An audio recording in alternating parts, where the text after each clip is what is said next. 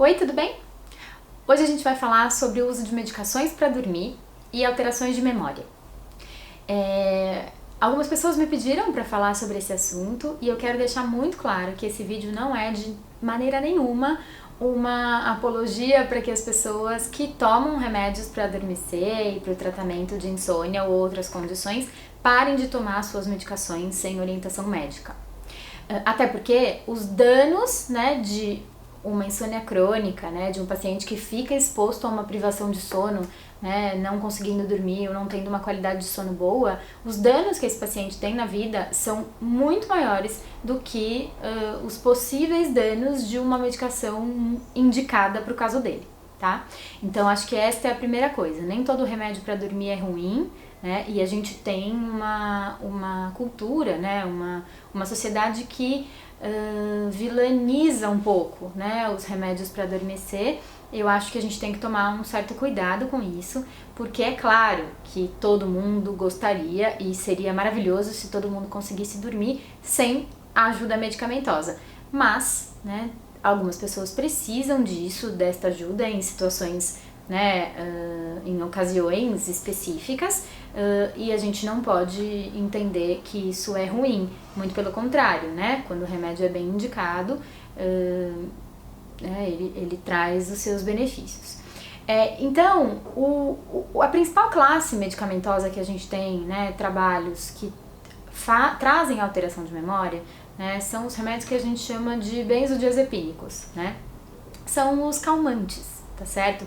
Então, vários outros remédios de várias outras classes medicamentosas vão ser usados para o tratamento de insônia, e de outros distúrbios de sono. E esses dados, essa correlação, ela não existe. Por que eu estou dizendo isso? Porque tem alguns antidepressivos, por exemplo, que são usados para o tratamento também de insônia, que funcionam muito bem, que os pacientes se beneficiam bastante disso e que a longo prazo os estudos não apresentam esta correlação. Tem também alguns outros indutores de sono não benzodiazepínicos que os pacientes fazem uso em situações agudas, de momentos em que precisam de ajuda para adormecer e também se beneficiam bastante. Então, este dado, de pacientes que têm alteração de memória e que isso pode ser correlacionado com o uso de medicação, na verdade a gente está falando de uma classe específica de medicamentos e que atualmente eles nem têm sido, na grande maioria, prescritos para insônia, que são os calmantes. Então, são os benzodiazepínicos. E por que eles têm uma relação com alteração de memória? Porque um dos efeitos, que essas medicações fazem é o que a gente chama de supressão do sono REM, Então, ele inibe a possibilidade da gente entrar em sono REM, que é o sono em que a gente consolida grande parte dos nossos tipos importantes aí de memória, e secreta hormônios importantes, enfim, já falamos um pouco sobre isso aqui também. Então, esse tipo, esta classe medicamentosa, ela tem a sua indicação em algumas situações, mas aí eu acho que a gente tem uma discussão que envolve inclusive o nosso sistema de saúde, e a cultura que o brasileiro também de alguma maneira perpetua, em relação ao uso de medicamentos.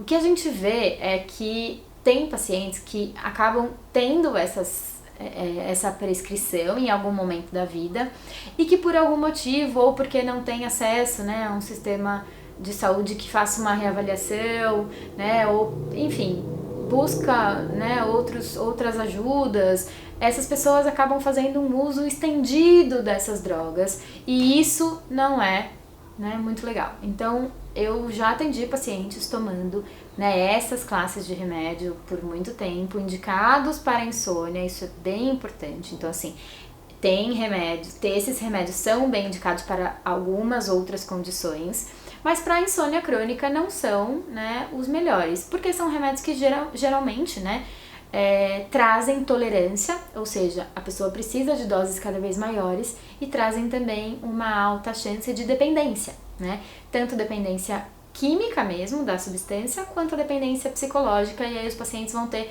muita dificuldade para deixar esses medicamentos depois, tá certo? Então, estou falando sobre essa classe de medicamentos, e aí nesta classe medicamentosa sim, os remédios têm, essas drogas têm uma relação com déficit de memória e até com né, alguns tipos de demência.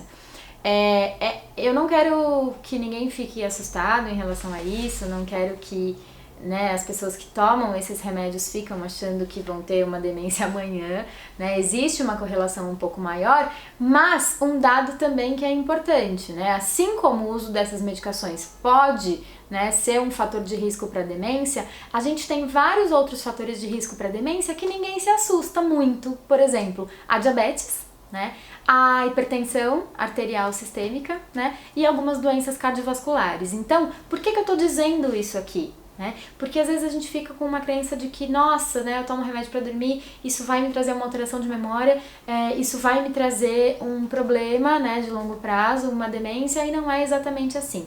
Tem algumas medicações que sim, a literatura vai apresentar esta correlação com o uso prolongado, com o uso estendido por muitos anos, né? Mas não necessariamente o remédio que você toma para dormir é um remédio desta classe. Tá certo? Então, não criemos pânico, né? Até porque, como eu disse, tem várias condições na vida, né, que podem também funcionar como, né, um fator de risco para demência, por exemplo, e para problemas de memória e outras questões cognitivas, e que a gente acaba nem olhando para isso, tá? Então, as pessoas perguntam muito para mim sobre isso, né, se medicação traz alteração de memória. Eu não sou médica, eu me sinto, inclusive, um pouco... né, fico um pouco preocupada em falar sobre isso, porque eu tenho muito medo de como as pessoas vão interpretar esta informação, e o vídeo tem este objetivo mesmo. Se o remédio é bem indicado para você, se você, né, precisa dele para dormir neste momento, faça uso do remédio conforme orientação médica, né? Aos poucos, conforme você vai avançando no seu tratamento, é claro que intervenções cognitivas, intervenções comportamentais, outros tipos de intervenção podem ir tomando o lugar do remédio na sua vida? É claro que sim, é para isso que a gente trabalha, e as equipes multidisciplinares funcionam muito bem nesse sentido, né? De ir substituindo a ajuda medicamentosa por outras intervenções. Isso funciona, isso traz qualidade de vida, isso é maravilhoso. Mas se você precisa do remédio para adormecer num período da tua vida, não fica com medo disso, faz o acompanhamento médico direitinho, porque você não dormir traz muito mais impacto,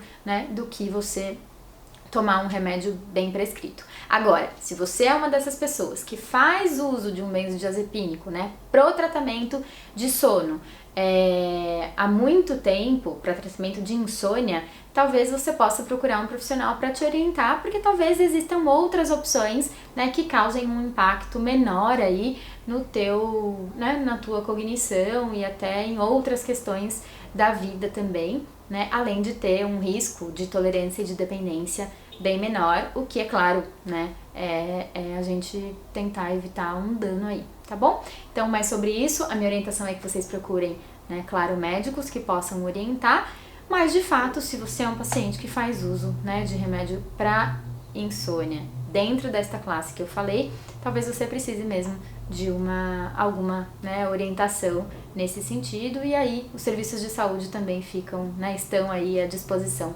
para isso, tá certo? Por hoje era isso, a gente se vê por aqui.